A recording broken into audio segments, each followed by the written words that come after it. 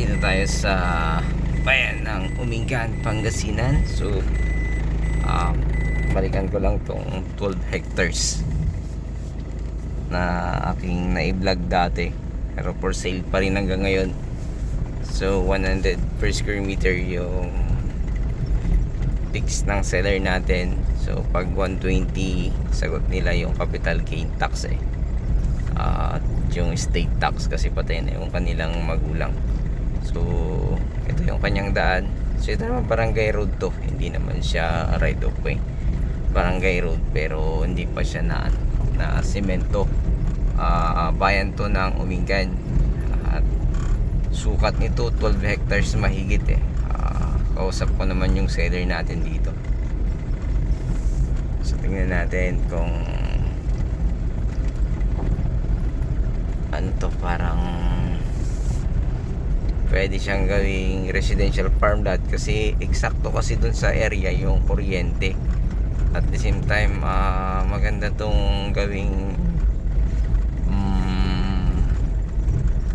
parang rancho ganun.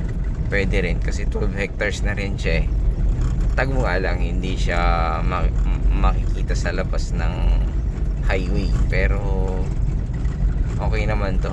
So binalikan ko lang kasi matagal na dito sa vlog ko at natawagan ko yung seller, available pa naman daw. So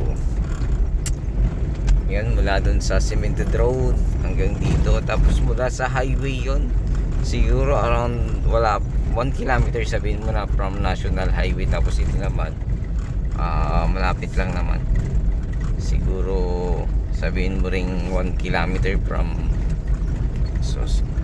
sa cemented road. So parang ano na to, sasabihin mo na lang na at least 2 kilometers mahigit, or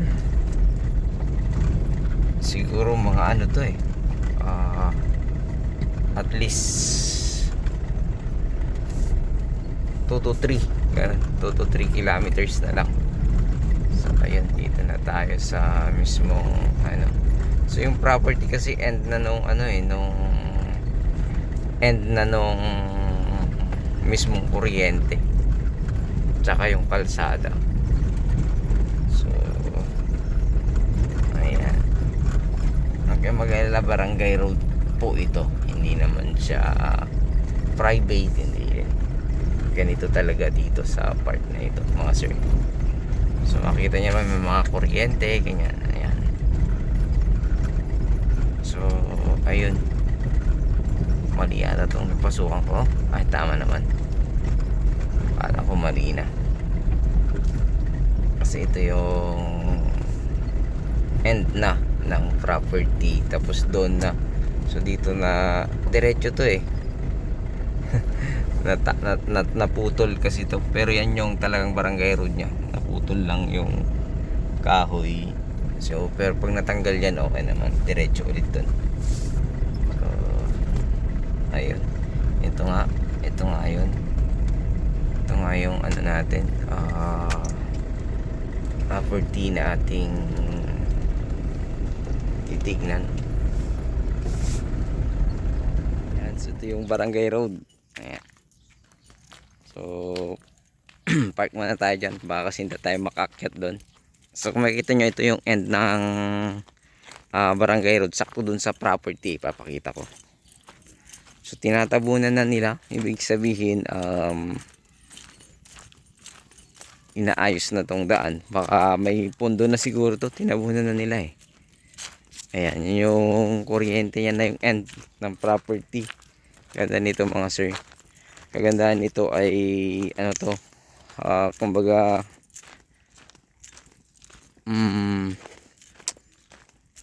mayroon siyang parang ano, ilog, batis, karayan sa Ilocano yung tawag nila.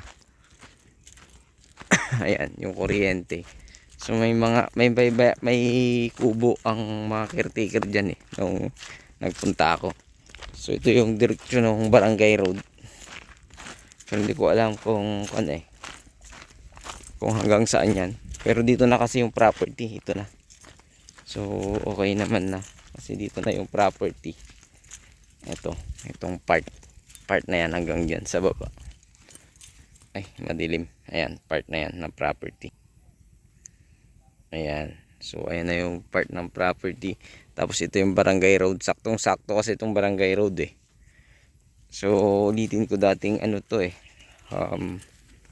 80 pero nagtumaas na siya 100. 120 pag sa inyo yung CGT. Ay, sa kanila yung CGT at pero 100 sa kanila naman capital gain tax. Pero mapag-uusapan nyo siguro yun mga sir, mga madam. So, paliparan ko ng drone mamaya. Puntahan lang natin yung caretaker at kausapin natin. At least nasabi natin nakapagpaalam naman tayo. Ayan. Ayan o. Ganda dito. Nakapagitna pala yung ibang kuryente dito sa property. So ayan, ito yung parang creek niya. Tuloy-tuloy na parang napalibutan to ng creek, alam ko. May pato. Ayan o. Okay.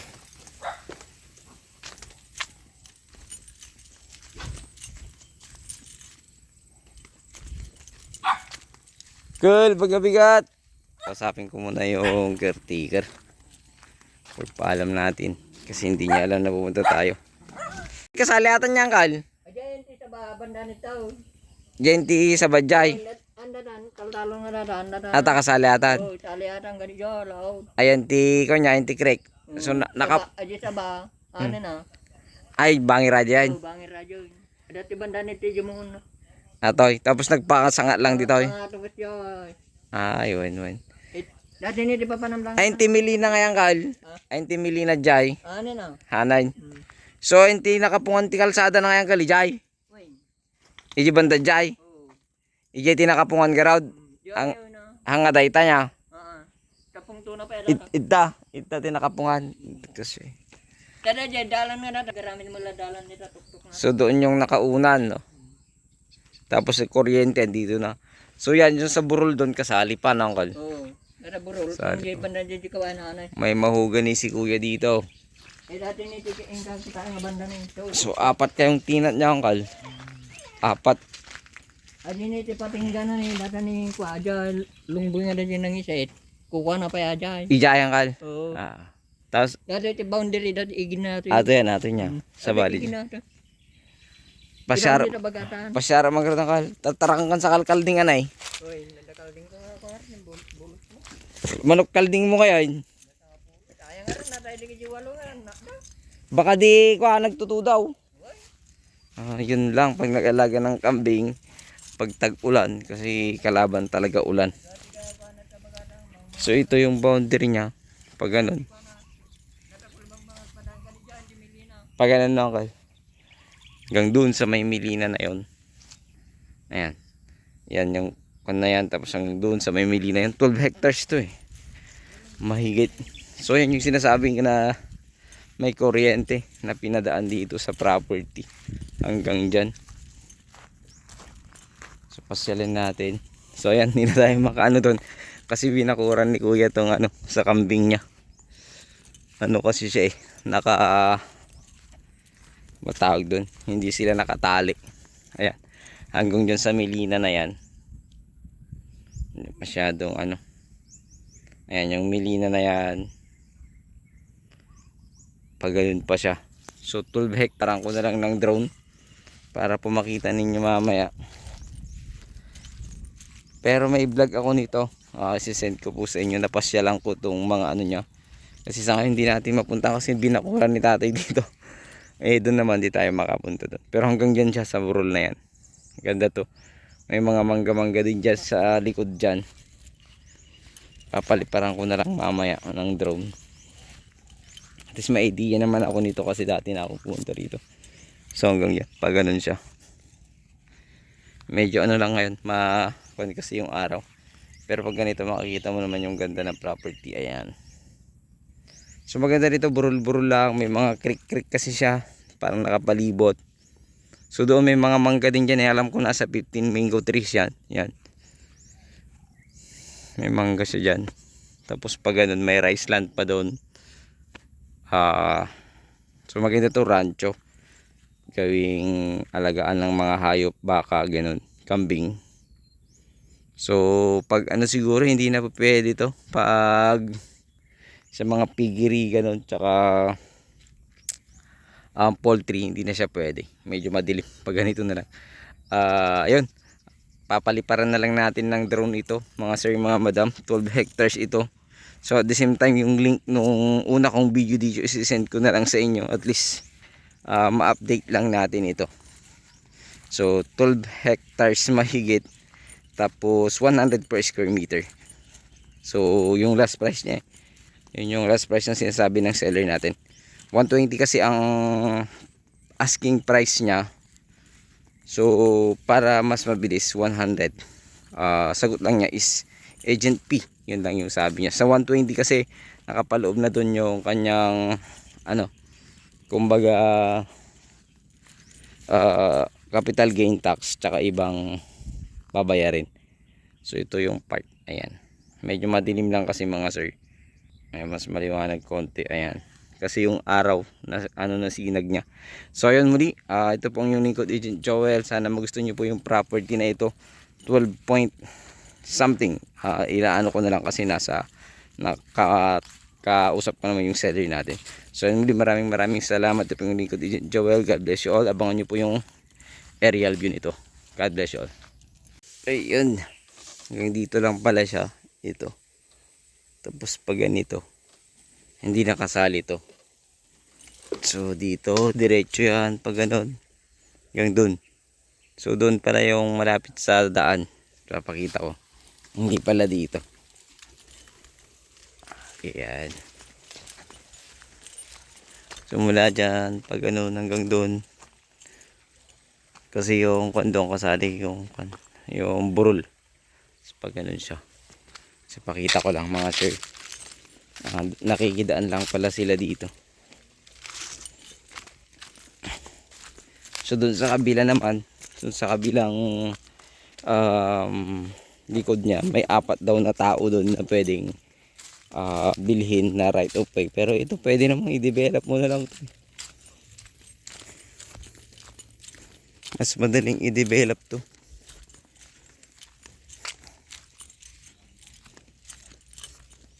Ito. Diyan kasi yung nakadikit daw eh. Diyan sa part na yan. So pag ganun siya dyan. So dito hindi pala. Dito. Dito ang nakadikit. So ito naman yung pataas. So doon naman walang problema. May kuryente na doon. May pagkukuhanan na doon. Ayun. So ayun. Don't forget to like and share and subscribe sa aking munting channel mo, Joel Lot Vlog. So panoorin yung aerial view para makita niyo po yung kabuuan ng property. Thank you. God bless you all. Ayan, ito yung kanyang aerial view. So, ngayon, i-voice over ko na lang aking aerial view kasi nag-ano na si YT, nag-ano siya, copyright yung mga old videos ko, yung mga may sounds, kina-copyright niya. So, ito yung property, ganun po yung shape po niya. At dulong-dulo talaga siya ng Barangay Road. Pero sabi nung nakausap ko dyan na caretaker, iyang Barangay Road na yan, idudugtong na yan dun sa likod din. So may actually ito, mapapalibutan din daw ito ng Barangay Road, pero hindi niya alam kung kailan. Pero mula dun sa Barangay Road, dun sa likod ng property nito, ay may 4 pong daraanan na property or pwede ring makabili doon ng right of way. Medyo magalaw po itong ating drone, gimbal overload siya, pero hindi ko na siya binaba, itunuloy ko na lang. So ayan, may kunting rice land ito. Ayan, makikita nyo dito sa taas. Ayan yung kanyang shape, pero hindi yan yung eksakto, pero ganyan siya ayon sa ating caretaker, kasi wala pa yung mga may mundo dyan dati, pero syempre 4 kasi ang caretaker niyan. Pero okay naman lahat, nangungupahan lang sila. At least yung isa, itong isa lang kasi, yung isa, yung mayroong bahay dyan, yun yung mayroon siyang pinaka caretaker of actually. So yun yung ganun yung shape ng property mula dito. So ayan, ulitin ko. Ano po ito? Nasa 2 to 3 kilometers from Provincial Road. So, from Manila, ito 3 hours. From Tiplex, 40 minutes to 50 minutes. So, combination po ito, mga sir, mga madam, ng pasture land, rice land. At the same time, meron siyang mga kunting mangga, 15 pieces, mix po yun. May ano po, may native, may Indian mango. Meron din po siyang, nakita ko, meron din siyang mga paisa-isang mahogany doon sa ibang part. Pero yung video nito, nasa vlog 140 dito sa aking YouTube, yung mismong video niya sa baba, yung napasyal ko lahat. Dati ko na kasing na-vlog po ito, mga sir, mga madam. So, dito sa likod, ganyan siya. Ayan. So, dito sa part dito sa likod, yan yung may mga milina. O may mga kunti-kunting mangga din yan, 3 yata, di ko matandaan. Pero nasa vlog 140 ko yon. So, hindi ko na napasyalan kasi meron nilagay na bakod yung caretaker dito sa harap na kulungan ng kanyang mga kambing. So, at the same time, wala yung anak niya nasasama sa akin hanggang sa likod. So, yun yung property. Kung nakikita nyo, yan po yung part ng may manggahan. Ayan. So, yung part na yan. So, ito namang part dito, may kunti ring taniman ng rice land. Dito yung harap po ito, yung part na ito, mga sir, mga madam. So, binalik ko lang dito para po makita nyo mas malapit po siya. Mataas po kasi kanina yan. Ayan yung barangay road, binalik ko. So makikita nyo may creek po siya na malapit sa area. Ayan, ganyan din po siya. So, ang maganda nito, yung tubig daw niyan, tuloy-tuloy yan kahit hanggang summer meron pa ring tubig. Dito kasi sa Umingan may mga flowing area kasi siya talaga. So, ito namang property na ito, malapit lang siya doon sa na vlog ko dati na 9.3 hectares na pwedeng maging 20 hectares na parang pasture land. Pero 250 yun. Ito kasi, murang-mura kasi ito ay 100 per square meter yung last price niya. 120 actually yung negotiable niya. Pero ang tinanong ko kung magkano last price niya hanggang 100, yung sagot na lang niya ay yung sa agent fee, yun yung ano niya. Pero pag sa 120, sasagutin niya yung capital gain tax at yung estate tax. So yan, yung part na ito, yan yung mga mangga niya, nakahilera na yung mga mangga po yan. So dito naman sa part na ito na yung mga mahogany. Ayan, may taniman din yan ng mga yan, gulay yan. Napasok ko yung area, taniman ng mga gulay yan, yung area na yan. So ito yung part naman na meron siyang rice land. Ayan, rice land niya dito sa part na ito ng property. So mula dito may daan kasi dyan sa likod. Pwede po siya sa dumaan dyan, pero may bibili ng right of way. So ito yung mga milina niya, yung taniman ng gulay, tas yung mangga padiretso po doon. Ganyan po siya. Ayan, napakaganda po ng property na ito. Actually, napasyalan ko po yan nung vlog ko, nung unang-una pa akong nagbablog, nasa 100, vlog 140, yun, yung number ng vlog na yun. So, yung link ilalagay ko po sa last part ng property. So, dito sa likod, ganito po siya, yung naituro ng ating caretaker yan, ganyan siya. So, sa masusukat naman po yan. So, title dito, isang titulo, pangalan ng kanilang mga magulang, pero patay na po, may extrajudicial settlement. So, ayan po. Yung ibang part ng video, makikita nyo ulitin ko sa vlog 140, dito sa aking munting channel mo, Cha and Chowela Vlog. Click nyo lang yung aking channel, then click nyo yung videos ko, hanapin nyo yung 140, vlog 140, para makita nyo po yung part niya sa baba. So ganito, yan yung taniman ng gulay. Ayan. So may mga din yan, konti-konting mangga, may konting maraming milina. Yan yung manggahan naman, ay yung part na yan. So yung rice land niya dito sa harapan, ito naman po siya. So makikita nyo yan, yan makikita nyo ganyan po. So ayan, Sana magustuhan nyo po ito dito sa bayan ng Umingan, Pangasinan. Meron po siyang yan residential area ng tenant. Ayan, nandyan na kasi yung kuryente. Kung nakita nyo sa unang part ng video. So, ayun muli. Maraming salamat. Ito po ang yung lingkod Agent Joel. Ulitin ko, ito ay 12 hectares titled with EGS kasi patay po yung nakapangalan. Ito po ay bayan ng Umingan, Pangasinan. 12 hectares mahigit po ito. Kaya may sobra pa po yung 120,000 mahigit. Hanapin ko lang po yung naisend na title sa akin. Hindi ko kasi mahanap yung messenger ng ating seller. Pero nasa akin naman po yung number niya.